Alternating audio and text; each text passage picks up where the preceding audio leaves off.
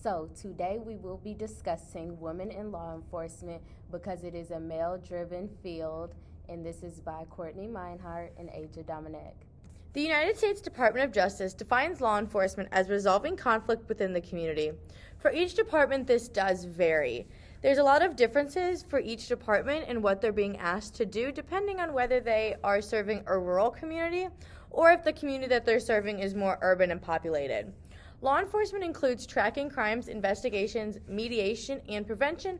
However, this is not an exhaustive list of all the things that our nation's officers are asked to complete. In 2017, the national percentage of sworn female officers is about 13%.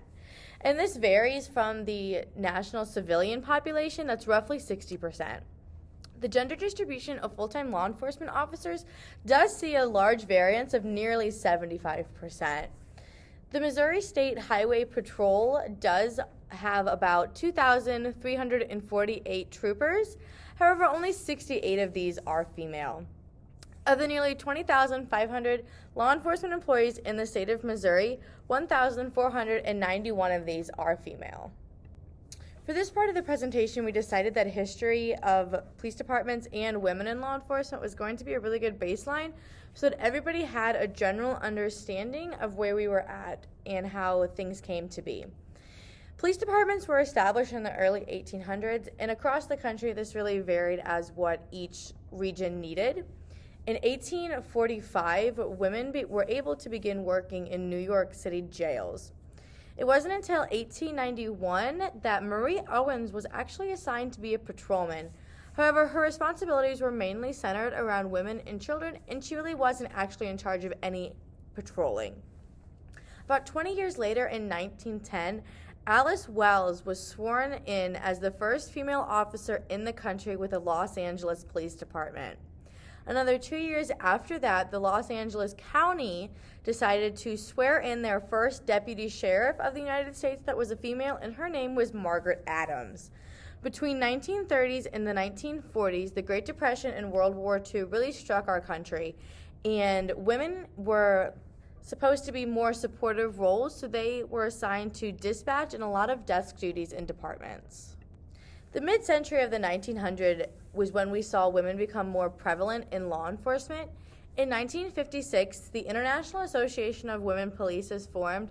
This was a really big step. There was a lot of discrepancy in women in law enforcement, and so this association really helped bond the form of women across the country. In 1968, the Indianapolis Metropolitan Police Department assigned Elizabeth Robinson and Betty Blankenship to their own patrol car. This really paved the way for women out in the field and showed the rest of the country that women were capable of doing everything that a man does.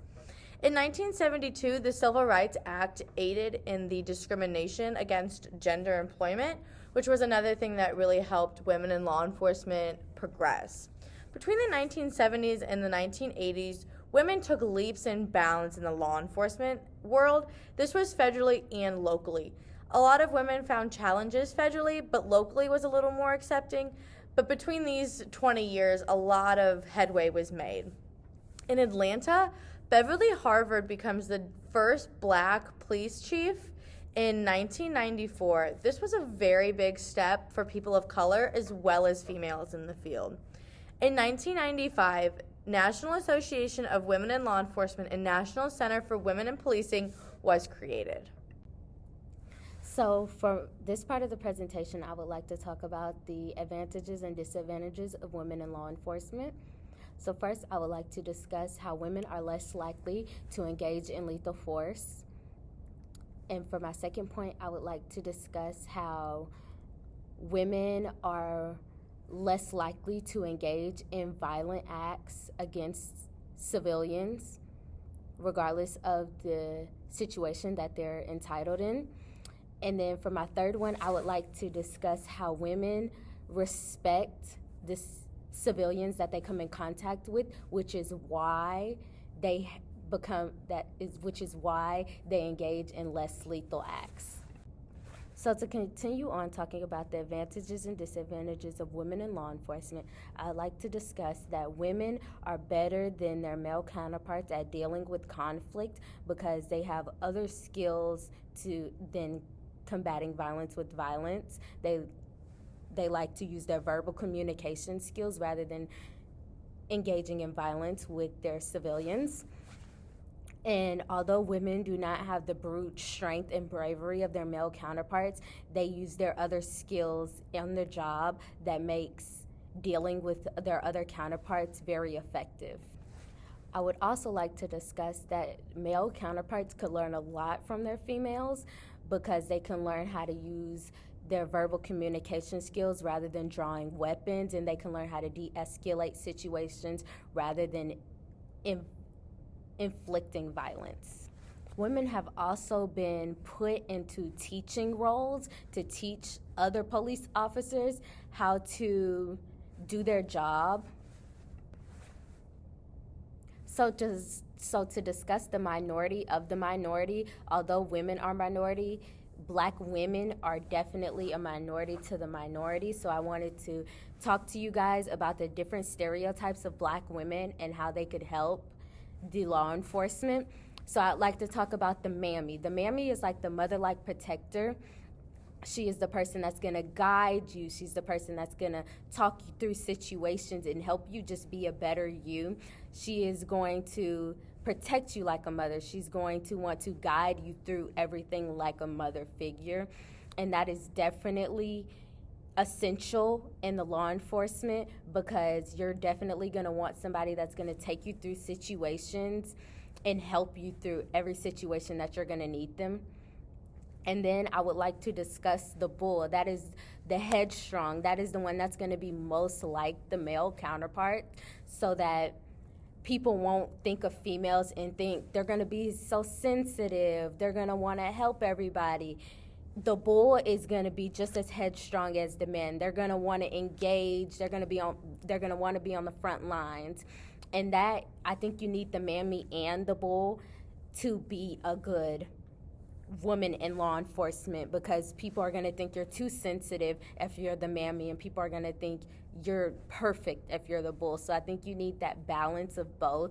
There's also a third one called the Jezebel, but I do not think that goes with women in law enforcement at all. So that one is not applicable on any standards. This part of the presentation is going to discuss some different words of wisdom that were found from women who have already gone through the law enforcement ranks and have done their due diligence to make sure that other women in law enforcement are able to thrive as they did. One of the main key words of advice that I really found was keep up with the changes in the world. This is something that's really applicable to any type of field, but really in law enforcement. It's really important to keep up with the technology because there's ever-changing databases and ever-changing weapons and so forth from there. Really keep up with the slang that's in and out of law enforcement.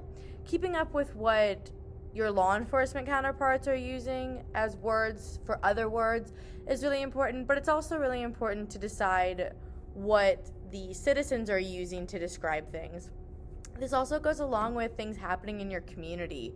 Really keep up with your community engagement and make sure that you have a present face in the community, so that when somebody needs something and there's a situation, that they do feel comfortable coming to the law enforcement officers of the community. Keeping your personal life private. I found this, that a lot of women said that this is something they really tried to do and really focused on. There is a place and a time for your personal life and your personal discussions, and most officers that I found that were female decided that your male counterparts do tend to judge you differently than they would view a male counterpart with their personal life. Make friends with other women in law enforcement, not just other recruits and officers. Making friends with somebody who could be the secretary or could be in dispatch or could be really in any type of emergency management is going to be really important. Keeping these women close will really only benefit all of you in the end. Being in top physical condition and really be ready to volunteer for anything and everything that your commanding officer could throw your way. This will put you above other recruits, not just females, but hopefully that your recruiting officers will realize that you're willing to put in the work. Choosing your mentors wisely is another thing that a lot of women who have done the law enforcement career really focused on. They made it really important that finding somebody who's going to push you and somebody who's really going to be on your team is very important to finding your success as a female in law enforcement. Being willing to learn and study on your own will also put you leaps and bounds ahead of other individuals for the sheer fact that your knowledge is going to be quicker and you're going to be able to react in those situations when asked. Don't be afraid to ask questions. This is really something that can be also implemented into your daily life throughout your time and can be used in any type of field, but asking questions could save someone's life. It could also save your own life. In the law enforcement field, you have people who you have to watch their six and they're watching your six. So asking questions and having the knowledge will really save everybody's lives. Don't be afraid. You can do anything you want.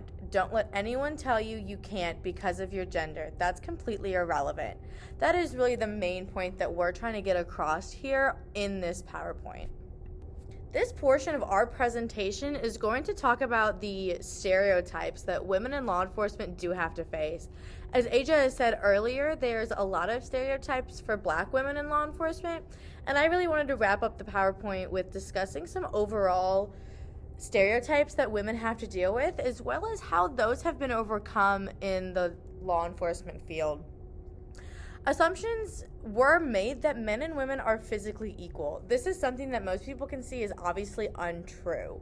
At one point in the law enforcement history, departments decided to make accommodations for women to make this job more suitable.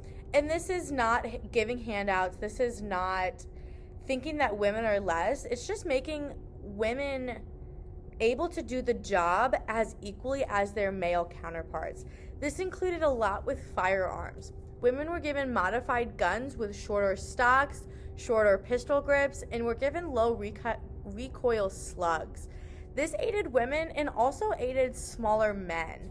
It gave them the opportunity to really stand out and to raise the bar for those types of individuals in the department. Women were also given accommodations when it came to uniforms. This goes back to the idea that women and men are not physically equal. Bodies are built different, and having uniforms that fit make women more comfortable, and it also makes them able to do their job. They're not in baggy clothes. They're not in any type of uniform that's going to hinder their performance out in the field. There's a lot of generational differences that do cause stereotypes for female law enforcement officers. Men who oversee departments are typically seasoned veterans, and this leads them to believe that women are not as capable of doing the job as it has been done in the past. The main point of this whole presentation is to distinguish the fact that women in law enforcement are capable. But the issue is going to come into play when there's not women to fill these departments. Retaining these officers is really important. Finding a good work-life balance is something that probably every adult figures out and has to realize. There's a lot of departments that are good about helping a woman or even helping a man find a good work-life balance, and this is really important to retaining female officers. Underrepresentation is another major point, and I'm going to kind of tie that into my leadership point. Having women in the ranks and be advocates for other women and other individuals is really important, and from the research that I've done, there's a lot of underrepresentation of women in leadership as well as departments as a whole.